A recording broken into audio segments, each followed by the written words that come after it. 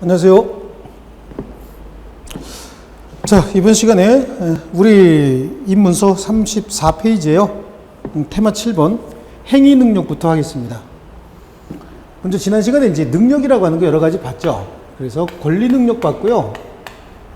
권리 능력이 뭐냐라고 하는 거 구분했고, 그리고 의사 능력 내지는 책임 능력 이런 거 봤었어요.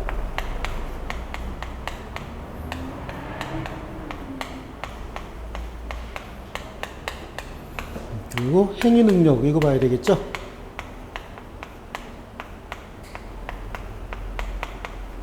지금 이제 이거에 대해서 공부할 건데, 여기서 이제 정리하면 권리 능력, 사람은 생존한 동안 권리와 의무의 주체가 된다라고 하는 권리 능력이요. 그다음에 의사 능력은 자기 행위의 옳고 그름을 판단할 수 있는 지능 정도, 정상적인 지능 정도다, 이렇게 이해하시면 되거든요. 이 의사 능력이 있는지 여부는 민법에 객관적이고 획일적인 기준이 없어요. 그래서 개별적인 법률 행위와 관련돼서 구체적으로 개별적으로 판단해야지, 획일적으로 어떤 건 의사 능력이 있는 행위다 이렇게 볼 수는 없어요. 이 책임 능력에 관해서도 책임 무능력자의 행위를 어떻게 할 것이냐, 관리자 또는 보호할 의무가 있는 자가 책임진다 이렇게 돼 있고, 이 책임 능력도 언제 책임 능력이 있다라고 하는 건 이거하고 이제 결합이 돼서 책임 능력에 관해서 민법 규정은 있으나 여기는 민법 규정은 없다, 요게 차이가 있고 나머지는 비슷한 개념으로 봐버립니다. 그 다음에 이제 행위 능력이죠. 행위 능력은 단독으로, 그러니까 혼자서 완전하면서 유효하게 법률 행위를 할 수 있는 지위 자격 정도를 행위 능력이다. 그래서 먼저 행위 능력자는 성년자예요. 다 컸다 그런 얘기죠. 성년자는 행위 능력자인데, 그럼 성년이 되지 않은 자들을 뭐라고 부르느냐? 미성년자라고 하겠죠. 그래서 여기를 미성년자 이렇게 얘기를 합니다. 미성년자는 행위 능력이 부족하다고 얘기를 합니다. 그래서 미성년자를 제한 능력자라고 얘기를 합니다. 과거에는 무능력자라고 얘기를 했어요. 근데 무능력이 아니고 행위 능력이 제한된다. 그 용어는 맞는 것 같아요. 그런데 성년자들 중에서도 일정한 심판을 받게 되면 제한 능력자로 인정되는 경우가 있는데, 심판의 종류는 세 가지입니다. 그래서 성년 후견의 심판, 성년 후견 심판을 받게 되면 제한 능력자가 되는데, 이 사람을 성년 후견인이다 이렇게 얘기해요. 성년 후견 받아라, 그렇기 때문에 성년 후견을 받는다. 그래서 피성년 후견인이다 이렇게 얘기하는 거고요. 한정 후견의 심판이다 라고 얘기를 합니다. 한정 후견의 심판을 받게 되면 피한정 후견인이 됩니다. 그 다음에 특정 후견의 심판이다 그러면 당연히 피특정 후견인이 되겠죠. 피특정 후견인이 된다. 이 심판의 요건도 조금씩 달라요. 그 다음에 후견 심판 받았다고 해서 모든 행위를 다 못하는 건 아니죠. 후견인의 동의 받아서 할 수 있는 경우도 있고, 후견인 동의 없이도 단독으로 할 수 있는 경우도 있고, 조금 세분화됐어요. 근데 이제 문제는 이런 쪽입니다. 우리 본 수업 들어가면 정확히 배울 건데, 특정 후견의 심판을 받아서 피특정 후견인이 된 자, 이자 어떻게 할 거냐라고 하는 거죠. 이자에 대해서는 우리 법조문에도 뭐 특별히 정해놓은 게 없습니다. 이거는 제한 능력자로 볼 여지가 거의 없습니다. 제한 능력자 범주엔 들어가지만 이 행위가 제한되는 건 없다. 이런 좀 특징이 있고, 여기는 아마 판례가 앞으로 굉장히 많이 나올 거예요. 행위가 제한되는 범위는 없는데 피특정 후견인에 대해서 굉장히 많이 나올 겁니다. 그럼 얘네들을 이렇게 심판을 해서 어떻게 할 거냐라고 하는 거죠. 도와줘야 됩니다. 그럼 얘네들은 누가 도와주느냐? 얘네들을 도와주기 위한 사람들을 후견인 내지는 후견 감독인이다. 후견인이 있고 후견 감독인이 있다. 과거에 그 무능력자 제도에서는 친족이나 뭐 배우자 이런 사람들이 가장 유력한 후견인이 됐었는데, 이제는 친족이나 뭐 동거 가족 이런 사람들이 유력한 후견인이기보다는 법원에서 전문가를 선임해 줍니다. 그래서 대체적으로 법원에서 전문가를 선임해 준다. 이런 개념으로 바뀌었어요. 물론 미성년 후견인 같은 경우는 미성년자들 중에서도 미성년자를 도와주기 위한 법정 대리인으로서 미성년 후견인이 있긴 있어요. 거기는 이제 친권자가 있으면 당연히 친권자가 후견인이 돼야 되겠죠. 근데 기본적인 개념은 선임을 한다. 친족이나 배우자나 뭐 삼촌이네, 뭐 직계 혈족 이런 개념이 다 없어졌다. 자, 이런 개념이요. 그래서 후견인을 선임해서 후견인이 이자들의 업무 활동을 도와주겠다라고 하는데, 이 후견인은 공정한 사람이냐? 후견인의 업무를 감독하기 위해서 후견 감독인 제도가 생겼다. 그게 우리 테마 7번이죠. 그래서 행위 능력은 혼자서 유효한 법률 행위를 할 수 있는 지위 내지는 자격을 말하는데, 제한 능력자는 이렇게 미성년자, 피성년, 피한정, 피특정 후견인 등이 있는데, 이자들의 법률 행위는 일단은 유효하지만 취소할 수 있다. 그게 이제 또 새로 나오네요. 이자들의 법률 행위는 취소할 수 있는 행위예요. 근데 취소할 수 있는 행위가 모든 걸 다 지 맘대로 하고 지 맘대로 취소할 수 있는 건 아니에요. 취소 요건도 민법에 정해져 있는데, 기본적으로 법정 대리인 동의나 또는 법에서 정한 행위의 범위를 넘어섰으면 취소할 수 있다. 이런 개념을 가지셔야 되고요. 그렇게 해서 취소하게 되면 이는 절대적이다. 그런 얘기를 하는데, 혹시 예를 하나 들어드릴게요. 물론 이제 미성년자가 가장 만만해요. 그래서 17세 먹은 학생이 자기 어머니가 사준 자기의 노트북 컴퓨터가 하나 있다. 이 컴퓨터 시가가 50만 원짜리인데, 이 시가 50만 원짜리 노트북 컴퓨터를 자기 친권자, 부모 동의도 없이 을과 매매 계약을 체결했어요. 그래서 을에게 매매하고 있는 겁니다. 매매하면서 워낙 어렵다고 하니까 을이 조금 호의를 베풀어서 50만 원짜리 뻔히 알면서 150만 원을 줬다라고 하는 거죠. 그래서 용기 내서 힘내서 열심히 공부하고 잘 살아야 돼, 이렇게 격려까지 했는데, 미성년자가 법률 행위를 할 때는, 재산상 법률 행위를 할 때는 법정 대리인의 동의가 있어야 되는데 동의 없이 했다. 그럼 나중에 이 행위를 취소할 수 있다는 얘기예요. 제한 능력자가 한 이 매매는 법정 대리인도 취소할 수 있고 제한 능력자 자신도 다시 취소할 수 있는데, 이렇게 취소하게 되면 이 법률 행위는 소급해서 무효가 됩니다.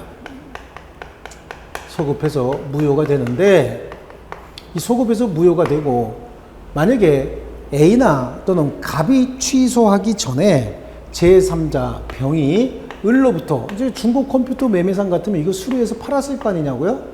네, 샀다. 그래서 얘가 가지고 있고, 또 병은 뭐 정에게 팔았다, 정은 무에게 팔았다 라고 하더라도 이후의 법률관계 싹 다 무효가 됩니다.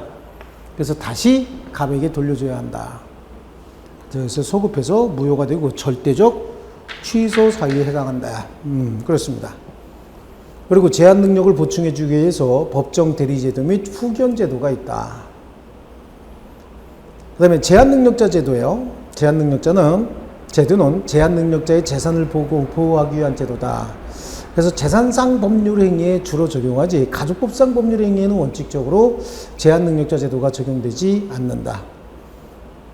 그럼 제한 능력자의 법률 행위인데, 미성년자는 19세 미만자, 그래요. 만자는 요즘엔 잘 안 쓰죠. 그래도 만으로 따져요. 나이는 연령은 출생일을 기준으로 따지기 때문에요. 그래서 만자 들어가는 게 맞는 거고요. 미성년자는 일단은 법정 대리인의 동의를 얻어야 단독으로 유효한 행위를 할 수 있다. 근데 동의 없이 한 행위는 어떻게 할 거냐? 자기 스스로도 나중에 취소할 수 있고 법정 대리인도 취소할 수가 있다. 그럼 단독으로 할 수 있는 행위는 전혀 없느냐? 단독으로 할 수 있는 행위도 여러 가지가 있긴 있다라고 하는데, 거기까지는 이번에 안 나가도 될 것 같아요. 그래서 미성년자가 단독으로 유효한 법률 행위를 할 수 있는 경우, 여기까지는 안 들어가셔도 될 것 같습니다. 이건 이제 암기하셔야 되는데, 제가 본 수업 들어가면 허, 유, 대만, 근, 취 뭐 이래가지고 암기시킬 거예요.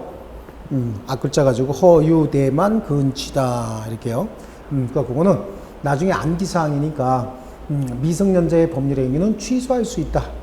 취소하게 되면 그 효과는 절대적이기 때문에 그 상대방으로부터 새로운 이해관계를 통해서 권리를 얻은 자들도 보호가 되지 않는다. 그러니까 다 해서 어떻게 해야 된다는 얘기죠? 돌려줘야 된다.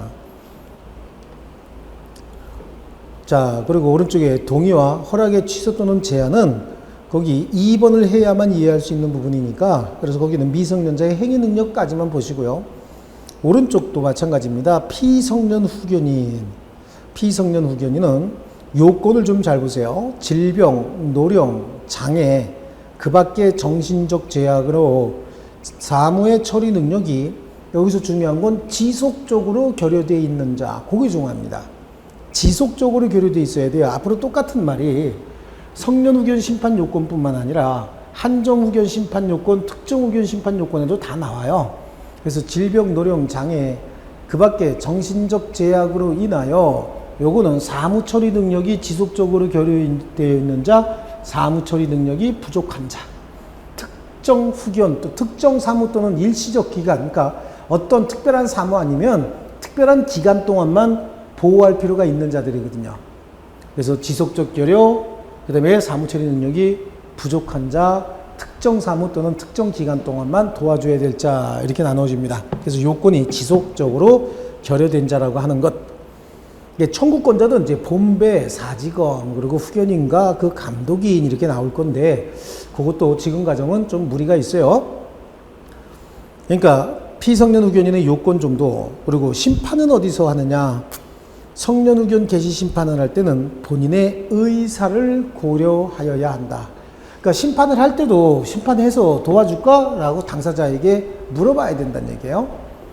그래서 한정 후견 심판이나 성년 후견 심판을 할 때는 본인의 의사를 고려하여야 한다. 그래서 본인에게 물어봐야 된다라고 하는데, 특정 후견 심판을 할 때는 본인의 의사에 반하여 할 수 없다. 이런 조문이 또 들어가 있어요. 의사에 반해서는 할 수 없다. 그러니까 이거는 정상인으로 본다라고 하는 게 여러 분야에서 나타나고 있습니다.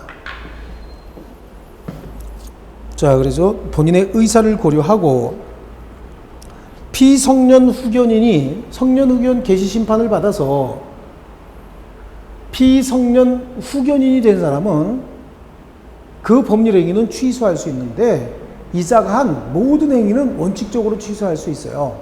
근데 법원에서 성년 후견의 개시 심판을 하면서 너는 피성년 후견인이지만 이런 행위를 했을 때는 취소할 수 없다라고 범위를 정해주는 경우가 있습니다. 하다못해 슈퍼에 가서 1,000원짜리 칫솔 하나 사는 거 이런 것까지도 샀다가 열심히 닦고 가서 취소하고 이러면 안 되기 때문에 그런 정도의 미미한 활동 이런 것들은 취소하지 못하도록 법원에서 정해놓는 경우가 있거든요. 그래서 거기 맨 밑에 보면 피성년 후견인의 법률행위는 취소할 수 있지만 가정법원은 취소할 수 없는 피성년 후견인의 법률행위의 범위를 정할 수도 있다. 그 밑에 하나 써놓으세요. 1,000원짜리 칫솔 뭐 이런 정도. 그 다음에요.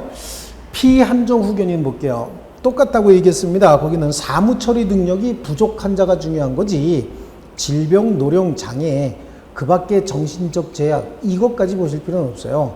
여기 좀 획기적인 게 그래요. 노령이라고 하는 거 있잖아요. 연세가 너무 많아서 활동이 불편해도 도와주겠다는 얘기죠. 본배, 사지검, 후견인과 감독인 등 이거는 지금 하면은 머리 터지고 암기도 안 됩니다. 어려워서 그냥 포기하는 일이 생깁니다. 나중에 제가 도표를 그려드리면서 설명을 할 거예요.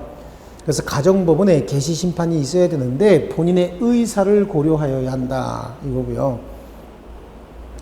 요거하고 차이는 피성년 후견인은 법원에서 성년 후견 심판을 하면서 이러이러한 행위는 할 수 없다. 그래서 몇 개 정도 이렇게 정해놓고 이런 행위는 취소할 수 없다. 이렇게 법에서 정해주는데 피한정 후견인은 상황이 달라요. 이자가 한 행위는 무슨 행위가 됐든 일단은 유효입니다. 이자가 한 행위는 유효다라고 하는 거죠. 유효인데 다만 또 몇 가지 행위를 정해줘요. 몇 가지 행위를 정해주면서 이 행위는 그 후견인의 피성년 후견인이 하지 말고 후견인의 동의를 받아라 라고 해서 후견인의 동의를 받아야 하는 행위를 몇 개를 정해주는데 이 행위를 동의 없이 했을 때 동의 없이 했을 때 그때 취소할 수 있는 거예요. 여기하고 차이는 여기는 일단은 취소가 가능한데 법원에서 정해준 행위는 취소할 수 없다. 왜? 취소하지 말라고 정해준 행위니까 그런 것이고 여기는 일단은 다 유효입니다. 유효란 얘기는 원칙적으로 취소할 수 없다는 얘기예요.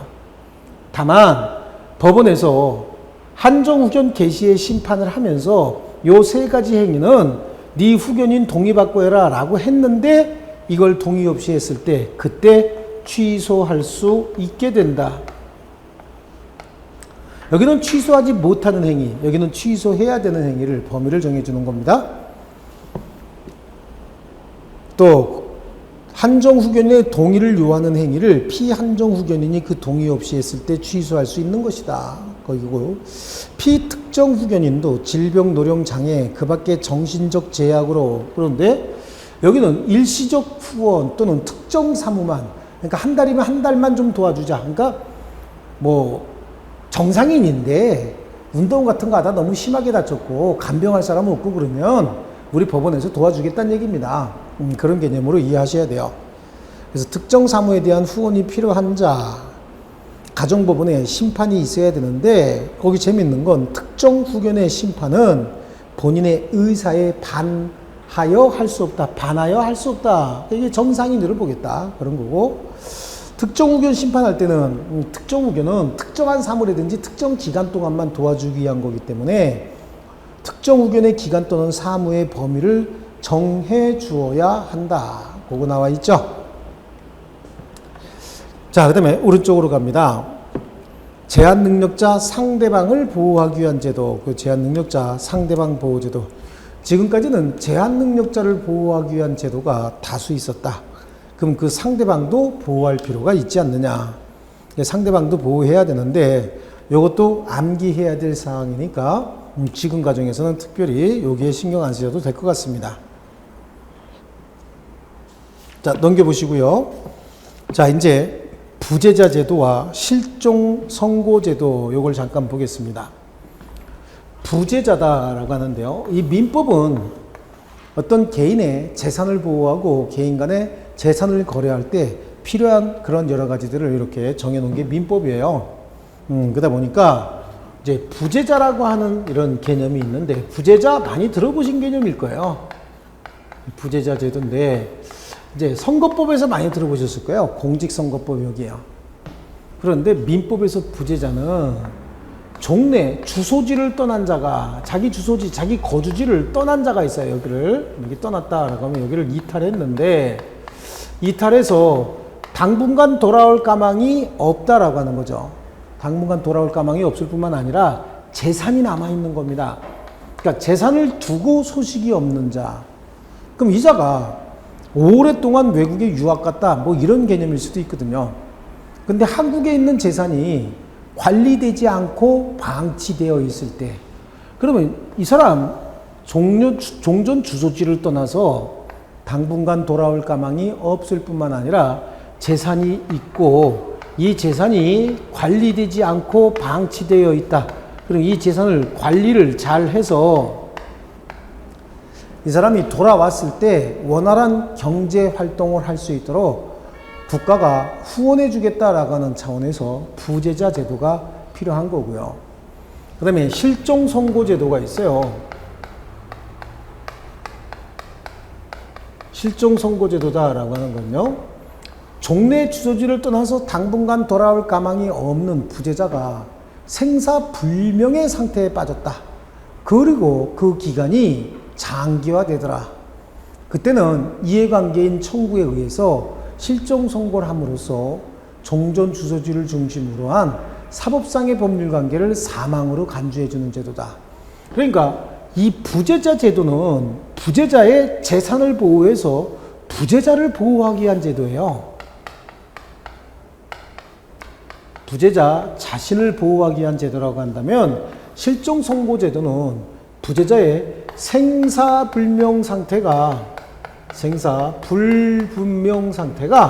장기화되면은 사망했을 개연성이 높다 그런 얘기예요.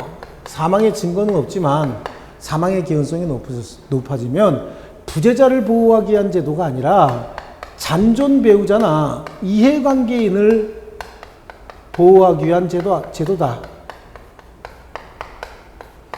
이해관계인을 보호하기 위한 제도다. 실종 선고를 받게 되면은 종전 주소지를 중심으로 한 사법상의 법률 관계에 있어서는 사망으로 간주가 돼 버리거든요. 사망으로 간주가 돼 버리면 상속이 이루어지죠. 그래서 이거 정치적 이해관계, 법률적 이해관계에 있는 사람 도와주고, 그 다음에 잔존 배우자도, 배우자가 뭡니까? 배우자죠. 잔존 배우자도 재혼할 수 있도록 이렇게 해주는 제도가 실종 선고 제도다. 그래서 뭐 이런 개념이 사실은 요번 과정엔 중요한 겁니다. 그래서 부재자 그래요. 법정 대리인 또는 임의 대리인이 있다는 얘기는 부재자에게 재산 관리인이 있다. 부재자의 가장 중요한 건 재산 관리 제도거든요. 존재하는 경우에는 아무도 개입할 수 없습니다.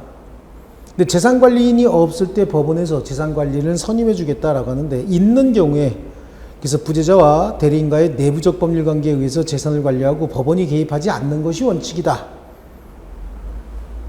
그래서 부재자가 정한 재산 관리인이 그 권한 범위 내에서 부재자의 재산을 처분할 땐 법원의 동의를 요하지 않는다.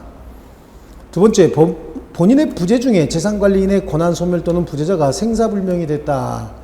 그럼 본인의 부재 중에 재산 관리인의 권한이 소멸됐다는 얘기는 있던 재산 관리인이 없어졌다 그 얘기니까 당연히 재산 관리인이 없는 상황이니까 국가에서 선임해 줘야 되겠지만, 부재자가 생사불분명해졌다.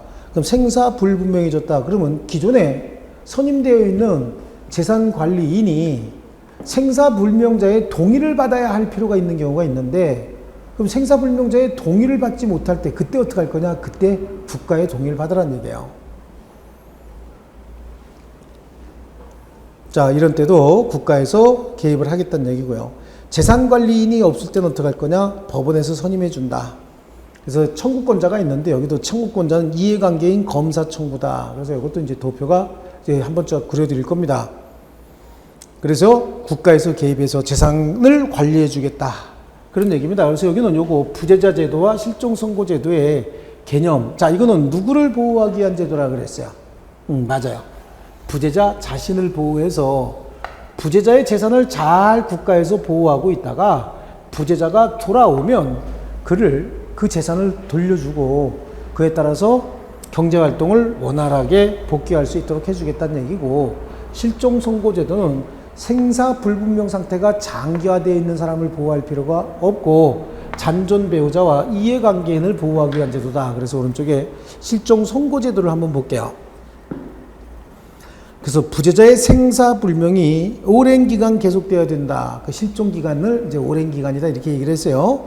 그래서 보통 실종은 5년 정도고, 특별 실종은 거기 전쟁에 임한 자, 침몰한 선박 중에 있던 자, 추락한 항공기 중에 있던 자, 기타 사망에 이를 정도의 위난을 당한 자, 이런 자들이죠.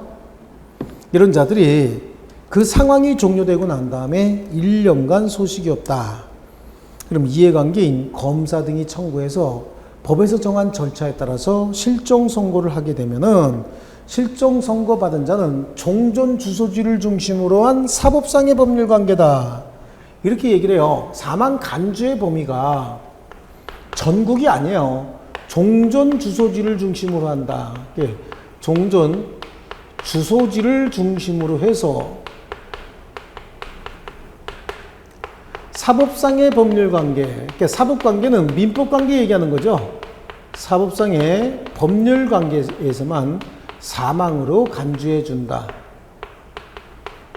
이 말의 의미를 반대 해석해 보면, 다른 곳에서, 다른 주소지에서 법률 관계, 실종 선고 받은 자도 얼마든지 자유롭게 할 수 있어요. 사법관계나 공법관계.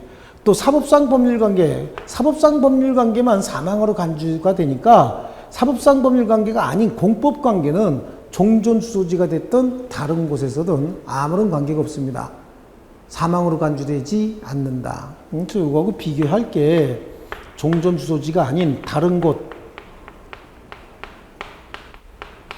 그 다음에 사법 관계가 아닌 공법 관계, 또 권리 능력을 절대적으로 뺏는 제도가 아니잖아요. 전국적으로 어디서든지 사망한 것으로 간주되는 제도가 아니다 보니까 다른 곳에서의 법률관계, 공법관계, 그리고 또 한 군데, 그쵸? 나중에 사망하지 않고 돌아왔을 때 돌아온 후의 법률관계에도 영향을 미치지 않는다. 이거 비교하는 겁니다. 이런 정도요. 그래서 실정선고의 효과, 실정선고 받은 자는 실정기간 만료 시부터 사망한 것으로 간주가 되는데, 그래서 재산관계나 혼인관계가 종료가 되는데, 사망간주의 범위는 실종자의 종래 주소지를 중심으로 사법적 법률관계만 종료하게 되고 권리 능력을 박탈하는 제도는 아니다. 그래서 공법상 관계라든지 또는 다른 곳에서의 법률관계라든지 권리 능력을 뺏어버린 제도가 아니기 때문에 돌아온 후의 법률관계도 실종선고의 효력에 영향을 미치지 않는다. 즉 사망간주의 사망으로 간주되지 않는다. 생사불명의 부재자라도 실종선고가 없거나 실종선고가 있더라도 사망간주 시점까지는 생존한 것으로 추정이 된다. 자, 그 다음에 실종선고의 취소사유, 그래요. 실종선고의 취소사유는 사망으로 간주되는 시기가 확실하게 사망으로 확인된 시기가 발견이 됐다든지 아니면 실종자가 살아있다는 어떤 입증이 있다든지 그런 것들이에요. 그래서 실종자 본인이 생존한 사실이 입증이 되어 있다. 그럼 사망 아니죠? 사망으로 간주되는 시기와 다른 시기에 사망한 사실이 입증이 됐다. 그 다음에 실종기간 기산점과 다른 시기에 생존한 사실이 입증이 됐다. 그럼 기산점 다시 따져서 5년이 됐는지 안 됐는지 따져봐야 되거든요. 그래서 취소할 사유다. 자, 그런 정도. 나머지 복잡한 거 보지 마시고 전체적인 틀을 잡기 위해서 요거 두 개 비교해서 어떤 효과가 있느냐라고 하는 거죠. 이건 누구를 보호하기 위한 제도, 부재자를 보호하기 위한 제도. 요거는 그 잔존 배우자나 이해관계인을 도와주기 위한 제도였다. 자, 이렇게 해서 우리 실종선고제도 마치기로 하고요. 그 다음에 테마 9번으로 가면 법인의 설립, 지금까지가 이제 자연인이었다면 이제부터는 법인을 해야 돼요. 법인은 법에 의해서 사람처럼 취급되는 집단 또는 단체 이런 걸 또는 재산 이런 걸 법인이다 이렇게 얘기를 합니다. 법에 의해서 사람처럼 취급이 되려면 법으로 사람처럼 취급되기 위한 요건이 갖춰져 있어야 됩니다. 그래서 법인이라고 하는 건 법에서 정한 절차에 따라서 설립행위를 하고 또 법에서 정한 또는 정관으로 정한 범위 내에서 여러 가지 활동을 해야 법인이라고 하고 그렇게 법인도 권리 능력자로 본다. 자, 법인 설립에 관한 입법주의다. 그래서 너무 이론적인 거 이렇게 빼버리고요. 법인은 크게 두 가지로 나눌 수 있다. 법인은 둘로 나눠서 사단법인하고 재단법인으로 나눌 수 있어요.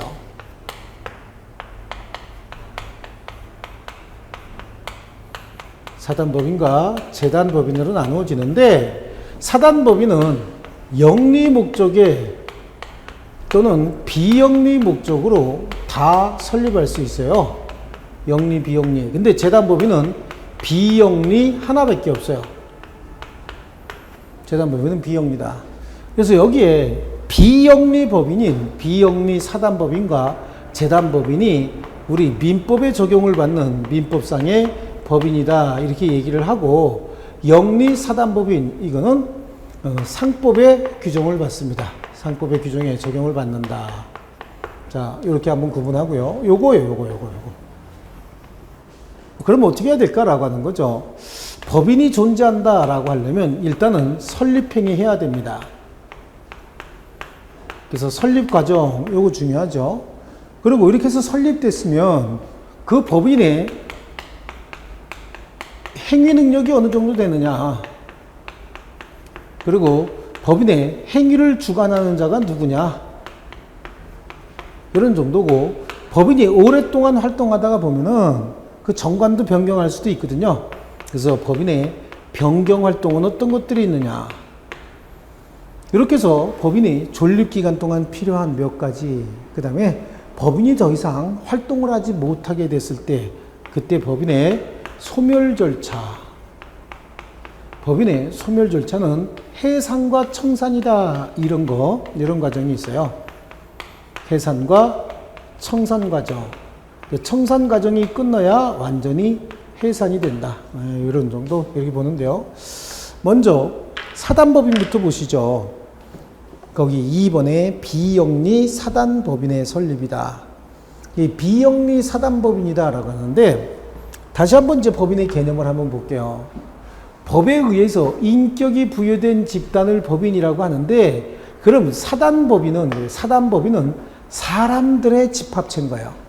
많은 사람들이 모여서 우리 이런 활동을 하자라고 서로 의결이 돼서 의기투합이 돼서 만든 게 사단법인이고요.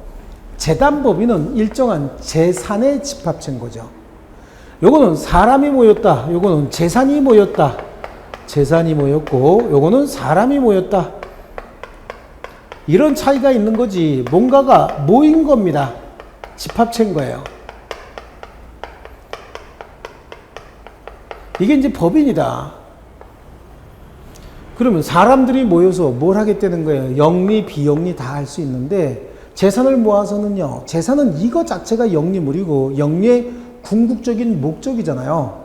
근데 이걸 모아서 다시 영리사업을 하겠다. 그건 안 모아도 영리사업 할 수 있거든요.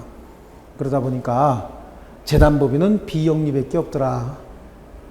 그렇죠? 자, 이게 이제 우리 법인이다. 먼저 설립행위. 사단법인은 사람의 집합체라고 얘기를 했어요. 여러 사람이 모여요. 법인의 설립 과정을 잠깐 보실게요. 일단 여러 사람이 모입니다. 그래서 설립행위를 합니다. 설립행위를 하게 되면은 어떤 행위가 설립행위냐? 간단해요. 우리도 수십 명이 모여서 우리 법인 설립하자. 물론 이제 기본적으로 한 100명 정도는 돼야 되더라고요. 법인 설립하자. 그럼 어떤 법인 설립할까? 이러한 행위를 하는 법인을 설립하자. 그래요. 그걸 서면으로 만드는 걸 뭐라고 얘기하냐면 정관의 작성이다. 내부적으로 기본 법률을 만드는 거야. 우리 내부적인 법인의 내부 구성원들은 전부 이거는 지켜야 된다. 그래서 정관을 작성합니다. 그리고 여기 동의한 사람, 여기에 기명 날인한다. 기명 날인했으면, 정관 작성하고 기명 날인했으면 그냥 활동하는 게 아니에요. 설립행위 했으면 이 내용을 주무관청에 허가를 받아야 됩니다.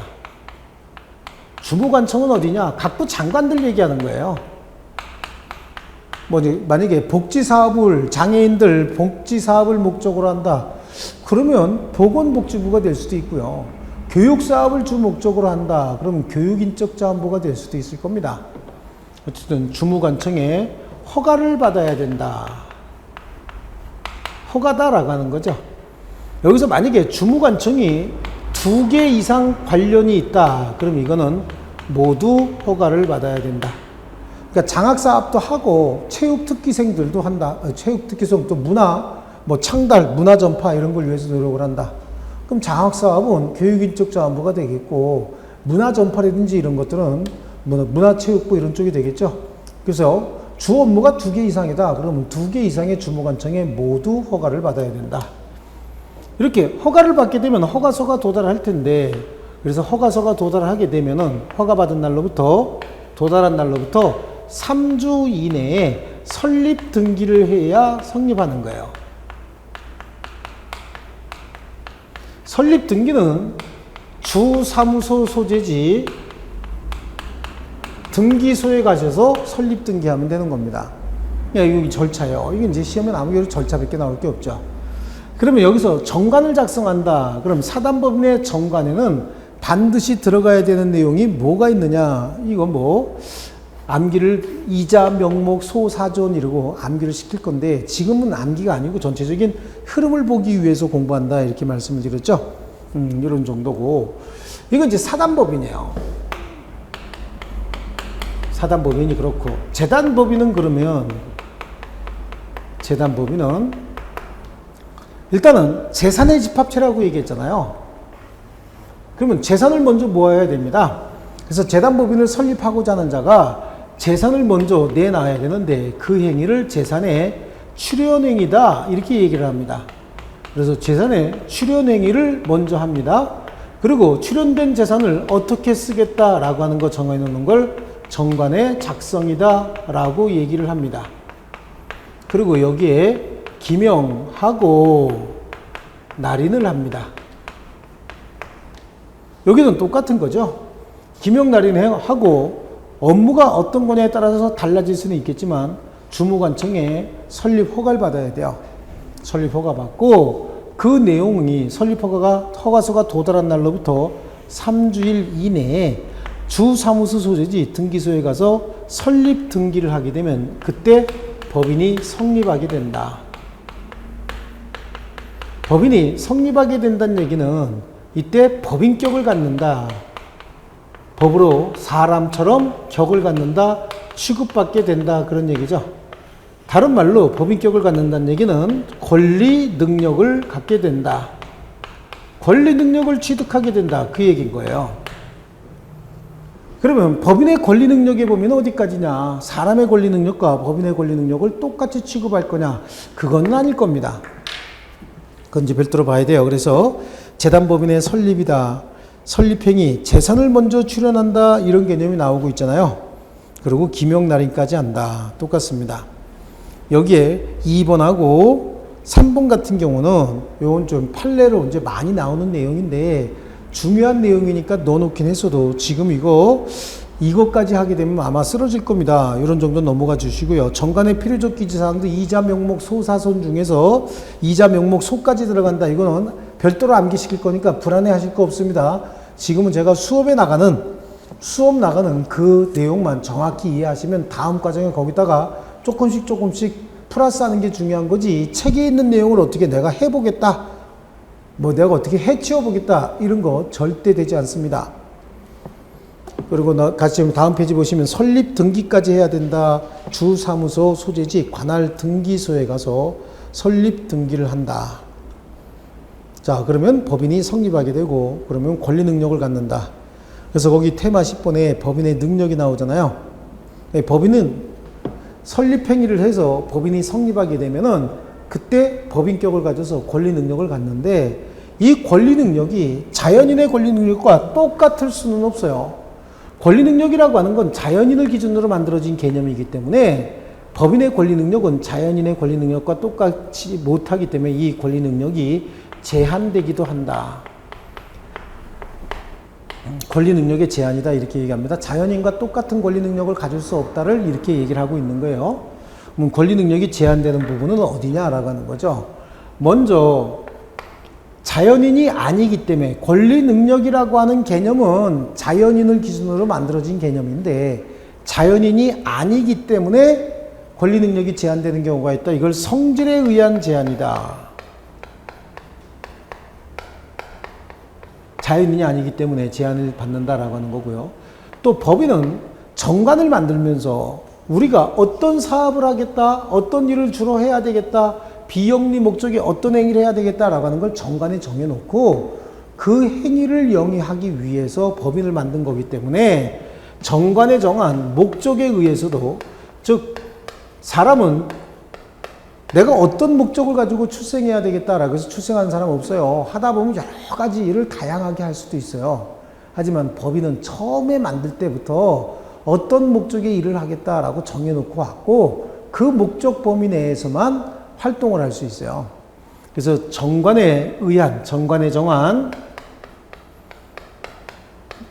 설립 목적에 의해서 제한도 받는다.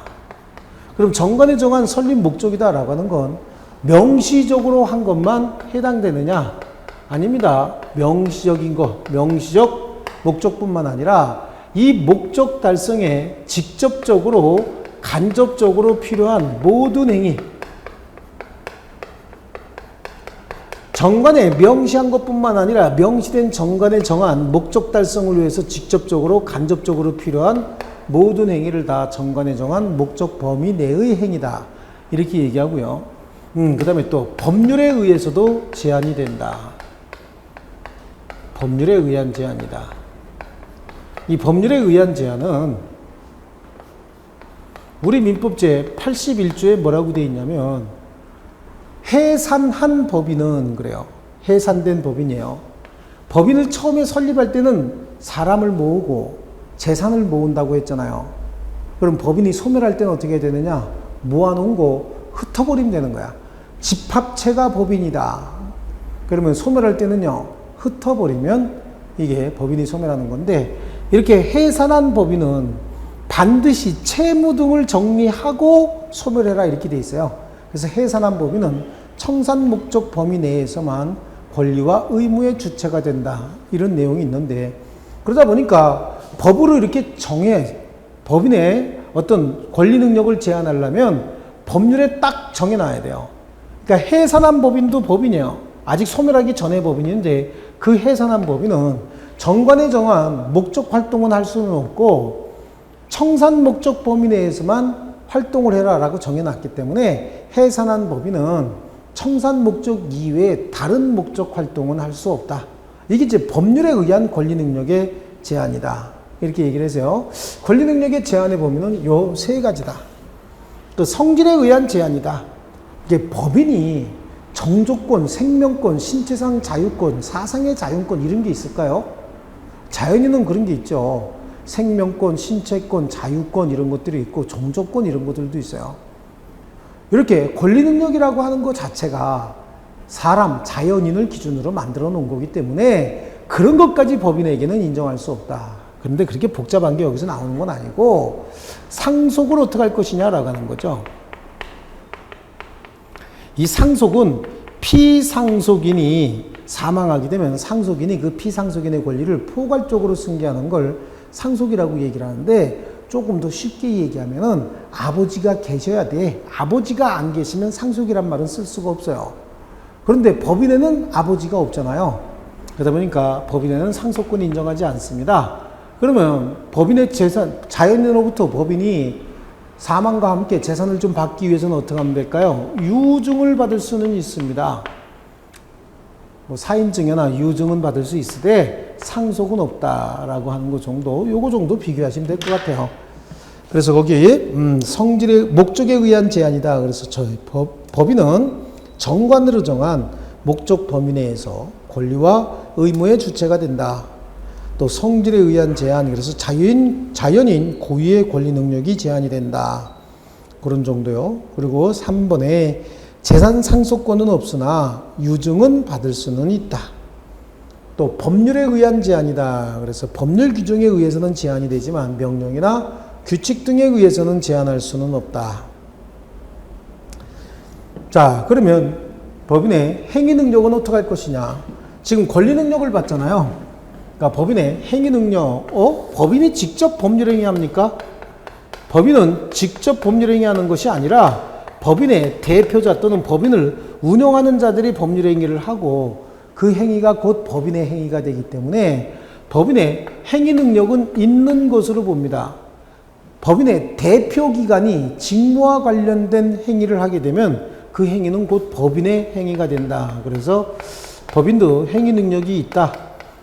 대표기관의 행위인데 대표기관이 모든 행위가 아니라 직무와 관련된 행위가 대표기관의 직무 관련 행위는 법인의 행위로 본다. 법인 실제론이다 이렇게 얘기하는데 이론적인 건 언제 너무 이론적인 거 치우치지 마시고요. 그래서 대표기관이 정관에 정한 목적을 달성하기 위해서 행한 행위 이걸 직무 관련 행위라고 하고 그 범위 내에서 법인은 행위 능력이 있다. 그리고 이 행위도 정관에서 정한 목적 범위 내에서만 행위를 해야 되기 때문에 권리 능력의 범위와 행위 능력의 범위는 정확하게 일치한다. 이게 이제 법인의 행위 능력에 관한 좀 특징적인 것이다.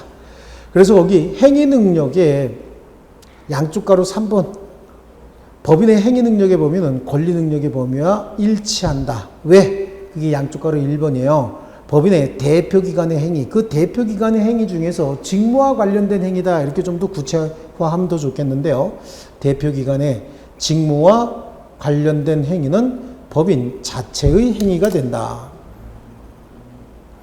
자, 그러면 법인의 행위 능력에 관해서는 구체적으로 어떤 언급을 할 필요가 없다. 그런 얘기죠. 그런데 법인의 행위 능력 중에서 불법 행위 능력이라고 하는 게 쭉 나오는데 이 불법 행위 능력은 여러분 시험에도 또 나올 겁니다. 이건 뭐 매년 나오는 겁니다. 매년 시험에 나오는 건데 그래서 이제 입문 과정에서 이거 반드시 나오는 거니까 한번 요거하고 관련돼 가지고 간단하게 설명을 할 겁니다. 다 설명할 게 아니에요.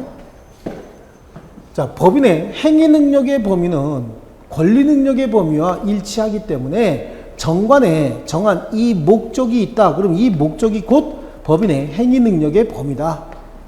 근데 그 범위를 좀 넓게 봐주는 경향은 있어요. 우리 판례가 이렇게 좀 넓게 봐주고 있어요. 그러면 누가 행위하느냐? 법인의 대표기관이 직무와 관련된 행위를 했으면 그 행위는 곧 법인의 행위인데 대표기관이 직무와 관련된 행위를 하기는 했는데 혹시라도 불법 행위를 저질렀다라고 하는 겁니다. 그럼 불법 행위를 저질렀으면 그 행위도 법인의 행위로서 법인이 같이 책임져야 되느냐 이런 문제가 생길 수 있죠. 그래서 우리 민법에서도 법인의 불법 행위 능력이다라고 해서 민법 제35조에 이런 내용을 정해놨는데 일단은 대표기관의 한 행위가 법인의 행위로서 불법 행위가 인정이 되는 경우도 있고 되지 않는 경우도 있는데 이 내용은 35조에 정해놨습니다. 그래서 그거 한번 볼게요. 법인이 있고 법인의 누구의 행위가 법인의 행위가 된다고 말씀드렸어요. 대표기관의 행위가 곧 법인의 행위가 된다고 얘기했잖아요. 법인의 대표기관이 직무와 관련된 행위를 합니다. 직무와 관련이 있는 행위를 해야 돼요. 이렇게 직무와 관련 있는 행위를 하는 과정에서 불법 행위를 통해서 이제 이런 개념들이 하나하나 우리가 앞으로 다 정리해야 되는 그런 개념인 거예요. 불법 행위를 통해서 제3자에게 손해를 끼쳤다. 자, 법인의 누구라고 얘기를 했죠? 대표기관이 했다라고 하는 겁니다. 대표기관이 직무와 관련된 행위를 하는 과정에서 불법 행위를 해서 제3자에게 손해가 끼쳤다. 이때는 이 행위는 직무 관련된 대표기관의 행위이기 때문에 법인이 책임을 져야 된다. 법인이 책임을 져야 된다는 얘기는 제3자는 법인에게 손해배상을 청구할 수 있다. 불법 행위를 이유로 손해배상을 청구할 수도 있고 그렇다고 해서 불법 행위를 직접 한 대표기관에 손해배상의 의무가 소멸하는 건 아니에요. 면제가 되는 건 아니기 때문에 여기다가도 손해배상을 같이 청구할 수 있다. 그러니까 둘이 연대해서 책임을 진다는 얘기예요. 제3자를 보호하기 위해서. 그래서 얘네들의 채무관계를 연대 채무다, 같이 책임진다. 그런데 연대 채무관계는 우리가 이제 보증 쓰면서 이제 연대 보증인 이런 거 할 때 우리 둘이 같이 책임지자. 그래, 꼭 같이 책임지는 거고 잘 지켜야 되는 거야. 이런 얘기 했을 때 이제 연대 채무 관계가 성립하고 그런 연대 채무는 이런 거하고 구분하기 위해서 진정 연대라고 하고 이건 부진정 연대다라고 하는 거야. 서로 처음부터 같이 책임지고 싶은 생각은 전혀 없는데 제3자를 보호하기 위해서 법에서 같이 책임지라고 정해놓은 거예요. 그래서 제3자는 법인에게도 청구할 수 있고 대표기관에게도 청구할 수 있다. 손해배상을 청구하는데 대부분 다 법인에 청구하겠죠.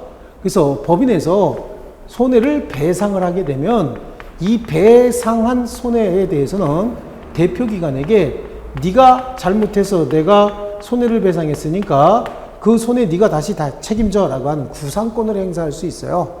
선량한 관리자의 주의 의무를 다하지 않았다. 이걸 성관 주의 의무를 흠결이 있었다 이렇게 얘기해서 구상권도 행사할 수 있는데 그러면 진짜 직무 관련성이 있느냐라고 하는 걸 잘 따져야 되는데 진짜 직무 관련성이 있는가라고 하는 건 얘네들이 발뺌하고 오리발 내밀면 찾아낼 방법이 없기 때문에 여기에는 외형 이론이 적용이 된다.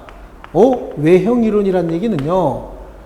직무 관련성이 없는 행위지만 겉으로 봐서는 직무 관련성이 있는 것처럼 보이더라. 그럼 그 행위는 직무 관련 행위로 보겠다. 예를 들어서 법인의 대표기관이 법인 명의로 되어 있고 법인 로고까지 붙어 있는 차를 타고 개인적인 일을 보러 갔다, 좀 더 못된 말로 애인 만나서 손잡고 운전하고 가다가 사고가 났다. 운전하면서 손 왜 잡는지 모르겠는데 하여튼 사고가 났대요. 그래서 제3자에게 손해가 생겼다. 그럼 이거는 직무하고 전혀 관련 없는 행위잖아요. 그런데 제3자 시각에서 봤을 때는 법인의 대표기관이 근무 시간 중에 법인 명의의 차를 가지고 돌아다니다가 사고가 생겼다? 그러면 제3자 보호하기에서 이거는 직무 관련 행위로 봐서 제3자는 법인에게도 손해배상을 청구할 수 있다. 다만 제3자는 이 외형 이론에 관해서 선이면서 중과실이 없어야 한다. 이 중과실도 이제 또 다시 공부를 해야 돼요. 중대한 과실은 직업하고 관련 있는 과실이 중대한 과실이에요. 제가 민법 선생이니까 민법과 관련된 어떤 과실이 있으면 중과실이 있는 거예요. 근데 민법 선생이 아니잖아요. 그러니까 회계 업무와 관련돼서 과실이 있으면 그건 일반 과실 내지는 경과실이라고 얘기를 하고, 민법 업무와 관련된 과실이 있으면 이건 중과실이라고 얘기를 한다. 그러니까 중과실이 없으면 되는 거니까 경미한 과실만 있어도, 경과실만 있어도 선이기만 하면은 손해는 배상 청구할 수 있고, 다만 법인이 배상을 할 때 너 과실이 있으니까 과실만큼은 내가 손해배상을 빼겠다라고 하는 과실 상계도 할 수는 있다. 이런 정도고, 여기 뭐 추가적으로 보면은 대표기관은 어떤 자들이냐. 대표기관, 요번 과정에 요거 하나 암기해버릴까요? 대표기관은 특임청이 대표기관이에요. 특임청이 직접 대표기관이 된다. 한번 해보십니다. 예. 이렇게요. 큰 소리로 하셔야 돼요. 자, 이거는 특별대리인이에요. 이게 지금 하게 되면 무슨 소리냐? 어려운 말이 잠깐 나온다. 그러니까 뒤에 건 빼버리고 특임청이 직접 대표기관이 된다. 이렇게 요만 알아두시면 이건 나중에 자동적으로 알게 된다고요. 이사, 임시이사예요. 그 다음에 청산 중인 법인의 청산인, 평상시에는 이사, 그 다음에 특별한 경우에 법원에서 선임한 직무대행자, 이런 자들이 대표기관이 될 수 있다. 그 뒤에 거 하지 마시고 써드리기만 했으니까 요거 특임청이 이렇게 해서 요걸 대표기관이다. 이게 법인의 불법행위 책임이다. 35조 1항이고, 법인의 불법행위 책임이 성립하지 않는 경우는 어떻게 할 거냐. 즉 법인의 불법행위 책임이 성립하지 않는 경우는 대표기관이 한 행위지만 직무 관련성이 없다든지, 아니면 직무 관련성이 있는 행위이긴 하지만 대표기관이 아닌 자가 했다든지, 불법행위를 통해서 제3자에게 손해가 생겼기 때문에 손해배상의 문제가 생기긴 하는데, 이거는 발생했는데 요게 조금 다르다는 얘기예요. 대표기관이 아닌 자가 직무 관련 행위를 했다. 그래도 법인은 책임지지 않는다. 또 대표기관이 했어도 외형 이론을 적용해도 직무 관련성이 인정되지 않는 경우에는 법인은 책임지지 않는다. 자, 이건데, 그래서 법인의 불법행위 능력, 법인은 이사 기타 대표자가 직무와 관해서 타인에게 가한 손해를 배상할 책임이 있다. 그래서 그 요건이 대표기관의 행위여야 한다. 대표기관은 특임청이직 이런 애들만 대표기관이고, 직무와 관련된 행위를 써야 된다. 즉 겉으로 봐서 직무 관련성이 있어 보이면 된다. 그리고 불법 행위를 해서 상대방에게 손해가 발생했어야 된다. 자, 이 경우에 법인은 피해자에게 손해배상 책임을 진다. 또 법인이 책임을 지는 경우에도 대표기관의 책임은 면제되지 않는데, 법인이 대표자에게 구상권도 나중에 행사할 수 있다고 하더라. 그게 부진적 연대 책임이고요. 법인의 불법행위 책임이 성립하지 않는 경우에 아까 그렇게 얘기했잖아요. 대표기관이 아닌 자가 했다. 또는 대표기관이 했어도 직무 관련성이 없었다. 그래서 상대방에게 손해가 생겼다. 이때도 상대방은 보호할 필요가 있는 거거든요. 그래서 그때는 그 사항 의결에 이렇게 하자라고 하는 의결에 찬성한 사원이나 집행한 사원, 이사, 기타 대표자가 연대해서 같이 책임을 진다. 결국은 제3자는 강력하게 보호하겠다. 그런 취지를 가지고 있는 법조문이에요. 그래서 그 의결에 찬성한 사원, 집행한 사원 및 이사, 기타 대표자가 연대해서 같이 책임을 져줘야 된다. 이제 법인의 불법행위 책임이 성립하지 않는 경우까지 했고요. 자, 좀 쉬었다가 법인의 기간 이렇게 해서 계속 하겠습니다. 좀 쉬겠습니다.